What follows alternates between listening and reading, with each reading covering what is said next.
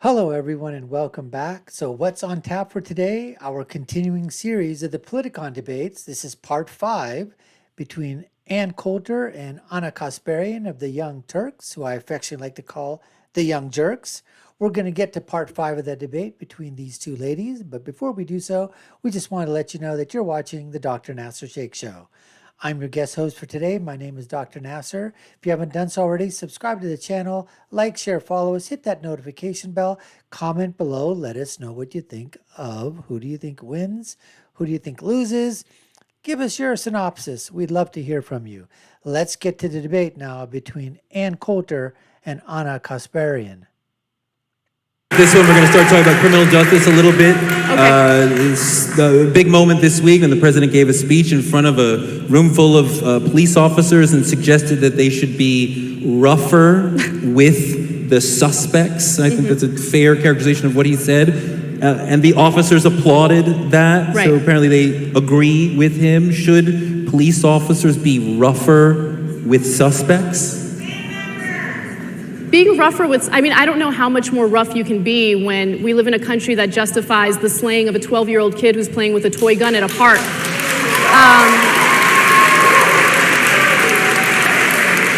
I don't know how much rougher cops can be when you have a yoga and meditation teacher getting shot within a second of arriving to a police car. By the way, a police car that she called to report a sexual assault in her alleyway. But to be fair, the cops were startled. So since they were startled, it was okay to shoot and kill that woman, who again called the police because she trusted them and thought that they would look out for, whoever was being assaulted in that alleyway. So I don't know how much rougher cops can be. Look, I think that it is true that cops have an incredibly difficult job, and we're living in a country that's swimming in guns. And so the paranoia is understandable. But at the same time, there needs to be a real conversation without fear-mongering about what we can do to make sure that cops do their jobs effectively so 12-year-olds aren't shot, or an individual who's literally running away from the cops doesn't get shot. Or if someone lets a cop know, hey, I have a licensed gun in the glove compartment, that individual doesn't get shot right away, right? All fair points made by Ana. Look, we know what type of a job they have under unbelievable stress, have to make split-second decisions, life or death decisions, just like that.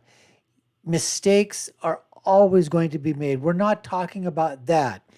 If there is criminality involved, if somebody, targeting, if they're, going after somebody and shooting them just for the sake of whatever reason is, that their ethnicity, color, whatever, of course, any criminality done by the police is absolutely not to be justified.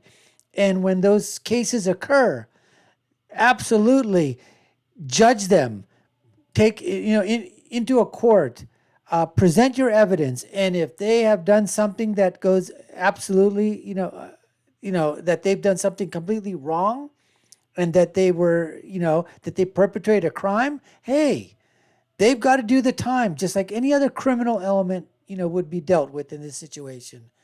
But the thing is to hyper focus on those instances when mistakes were made. A 12-year-old out there in the park playing with a toy gun. How do you know it was a toy gun that far away? Are there other procedures that you could use?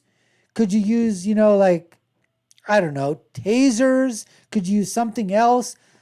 Less lethal shots? Those are all things to consider. But, that's what the left and progressive like An's going to bring up, those cases. And from the right, we're going to bring up the fact that things that I just mentioned right now. But we should be able to come to some agreement to basically say, just because mistakes occur doesn't mean that every single cop, every single police officer is bad. And that's what a lot of people on the left, liberals and progressives, would make you think.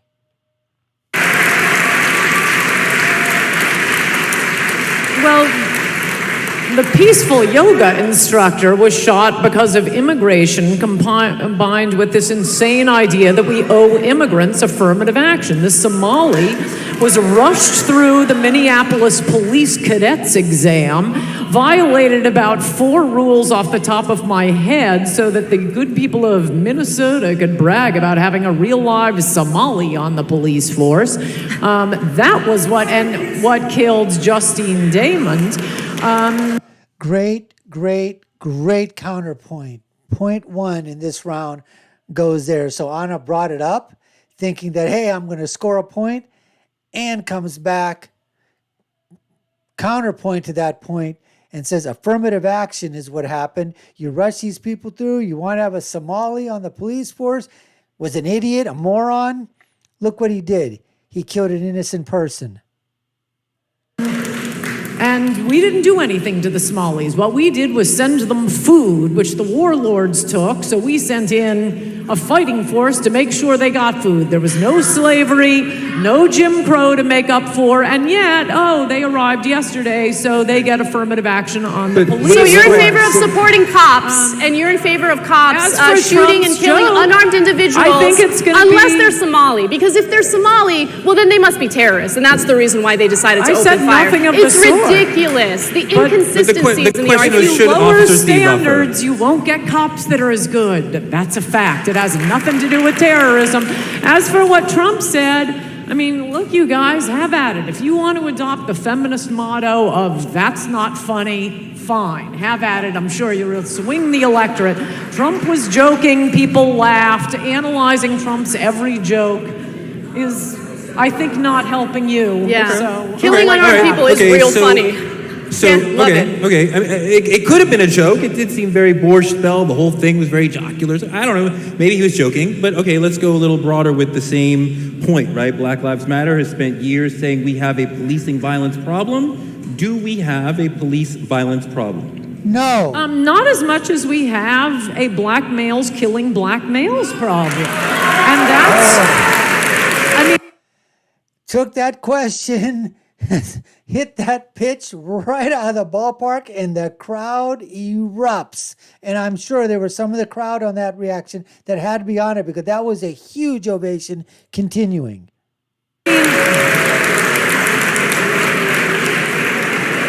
I think I care more about black lives. It is cops that are trying to save black lives, are putting their lives on the line to save black lives. I also think that so much of this is brushing what I think the original problem is under the rug, and I don't want to drag us in a completely different direction, but it is the destruction of the black family by the welfare state, paying women to have illegitimate children. And once you start with that, all is lost at a young age, and I think that's what we really need. I wish instead of spending so much time trying to assimilate and English as a second language, if instead in the 60s we had just spent it all on African Americans, I think we'd be a lot better off. Yeah. We also have a problem in the country of white men killing white men, because guess what? Criminals kill people in their areas, and we live in segregated neighborhoods. And so if you look at the numbers, you see the same thing when it comes to white individuals. So that right-wing talking point is empty, to say the least. But anyway. The number of white people killing white people is not even close to the number of black people killing black people. Look at what's happening in Chicago right now. They're on pace to say they might have somewhere between 1,500 murders in Chicago alone. You tell me any other city where whites are killing whites at that rate. Name me a city. Maybe I'm wrong. Maybe I just don't know. I just don't think that's there. I haven't seen it being reported. I haven't seen anything in that regard. Where are the white gangs that are going around in white neighborhoods killing other white gang members? Where is that happening? Tell me. But Again, try to get into the heart of the issue. Is there racial bias in the criminal justice system? In the new Jim Crow, Michelle Alexander talks about black people are over-arrested, over-prosecuted, over-convicted, and over-sentenced. Well, right? my favorite stat when it comes to that has to do with marijuana, because I love marijuana. So, It's interesting because there was a study looking specifically into marijuana use rates, and they compared white marijuana users to black marijuana users, and the researchers found, all right, they use marijuana at similar rates. But it's interesting because blacks are 4 times more likely to be arrested and prosecuted for marijuana possession.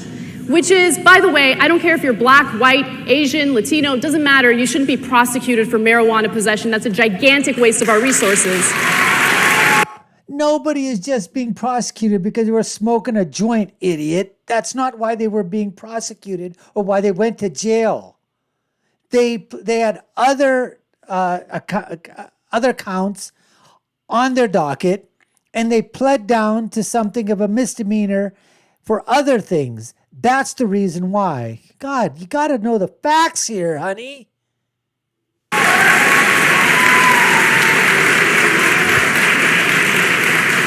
I found that study so interesting because, again, we're talking about similar rates, but why is it that one group gets targeted more often than the other group?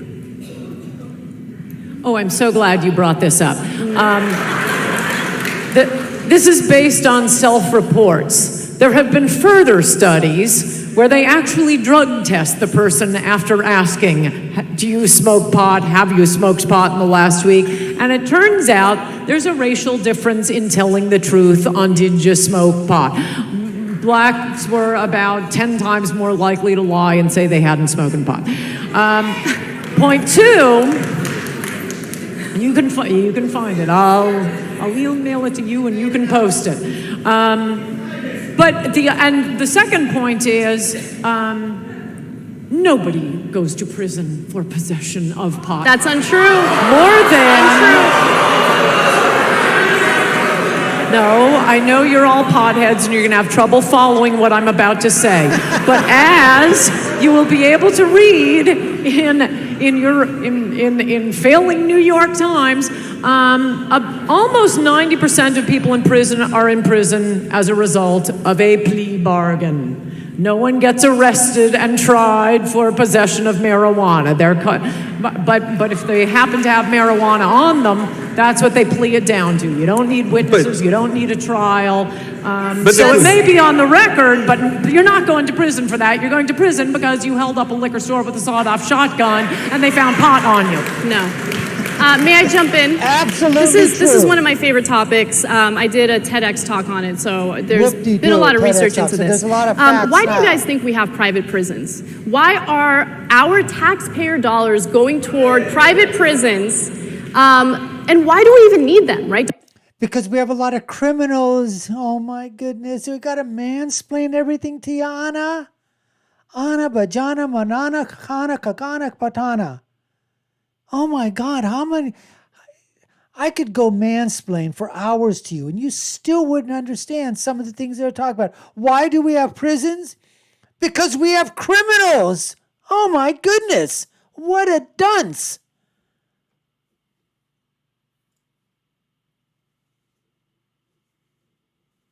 Don't we have county prisons, federal prisons? Well, it's because in the 1980s, because of Republican leadership, we passed a bunch of draconian laws, specifically in regard to marijuana. And so our prison systems, all of a sudden, were just filled with people who got caught with possession of pot, right? And so, these entrepreneurs see that there's some, there's an entrepreneurial opportunity here. And so you have the emergence of Corrections Corporation of America and Geo Group. And guess what they did? They're like, give us your nonviolent drug offenders and make us rich. So your tax dollars aren't really going to welfare recipients and all these little guys that, people want to distract you with. They're going to private industries like private prisons who have a vested interest to criminalize nonviolent individuals, particularly those who get caught with drugs. Should marijuana be legal? No, you can legalize all the drugs you want once there isn't a welfare state. But no, marijuana makes people retarded, especially when they're young. We've got enough busboys. We're bringing in busboys by the million through our immigration policy. We do not need a country of busboys. We're destroying the country. Should marijuana be legal? Absolutely. In fact, I wish you would smoke a joint and relax a little bit. Marijuana does not make people the word that you just said, which is ridiculous. It's not ridiculous. It's retarded. In fact, I use it quite often when I talk about people being retarded, that the acronym is actually simmer, because they simmer. Just like you, Anna, are probably simmering when you're smoking your pot, becoming a pothead. So you're simmering, S-I-M-R, stupid, idiotic, moronic, retarded. That's it. Can't say the word. What a wokester. What a social justice warrior. I'm not going to say the word retarded. No, I'm too big for that. Idiot. How many of you guys don't have to raise your hands if you feel uncomfortable? How many of you guys smoke pot? Okay. Yeah. Well, there are lawmakers in this country that would like to see you in prison. Jeff Sessions happens to be one of them, okay? In fact, marijuana laws have been so draconian that it has allowed members of the DEA to do something known as civil asset forfeiture, which is if you are even suspected of being in possession of drugs or trafficking drugs, they can go ahead and take your home, they can take your money, they can take your car, they can take your property, because, hey, they're investigating you. And guess what? Only a tiny fraction of those individuals ever get their property back. You don't have to be convicted of anything. You don't have to even face any serious charges. It's just based on suspicion. And Obama actually brought that back a little bit, reeled it back in a little bit. Jeff Sessions comes into power, and all of a sudden, no, civil asset forfeiture, awesome. Let's take property away from these innocent Americans who haven't done anything wrong, but hey, our local police enforcement and the DEA need some resources, so let's go ahead and confiscate their property. That's what's happening with the drug war right now. Our time is up. This has been extraordinary. I think this is what Politicon is about. Both sides talking, arguing passionately. Thank you guys. Thank you, Ana Kasparian. Thank you, Ann Coulter. So anyways, there it is. I don't know. I think you can take it for what it's worth in terms of the marijuana debate. You're going to get people that are for marijuana, for legalizing it, not for marijuana, not for legalizing it. I just find it very humorous in the way that how we basically all of a sudden cigarettes are bad for you. All the data was hidden from all the cigarette companies, cigarette manufacturers, right? Doesn't cause cancer, doesn't cause any disease, doesn't cause nothing. No, it's perfectly fine. It's like eating candy, except you're just smoking it. Doesn't do anything, no harm to the body. Found out they were basically what? Lying their freaking asses off, right? And they got sued to the hilt. And now, yes, you still have cigarettes, but, can't have commercials, can't have this, can't have that, none of this, none of that, whatever. The whole thing. But, now, you know what? Let's replace it with, cigarette 2.0, marijuana. That's not going to do any harm. That's okay to smoke. That's okay to eat. That's okay to drink. That's okay, put it into candies, put it into, brownies, put it into gummy bears. That's perfectly fine. Smoke the weed, make it legal. Set up shops near public schools so kids can walk by and pretend that they're for pharmaceutical use. It's unbelievably retarded, folks. It's retarded. Replacing one thing that causes harm, and they say, oh, marijuana doesn't do nothing. It's not that bad. Just smoke a little bit, change your perception for a little bit. Doesn't lead to hard drugs or nothing, when all the data and all the studies show that it actually does. It's a step-up drug. Anyways, we appreciate you taking the time to watch. You've been watching the Dr. Nasir Shaikh Show. I've been your guest host. My name is Dr. Nasir. Love you to subscribe to the channel, like, share, and follow us. Comment below. Let us know what you think. This was part 5 of the debates, the Politicon debates between Ana Kasparian and Ann Coulter. And I'll leave you with my final thought, which is, when you're right, you're right. And when you're left, you're wrong. We'll see you again next time, folks. Take care and stay safe.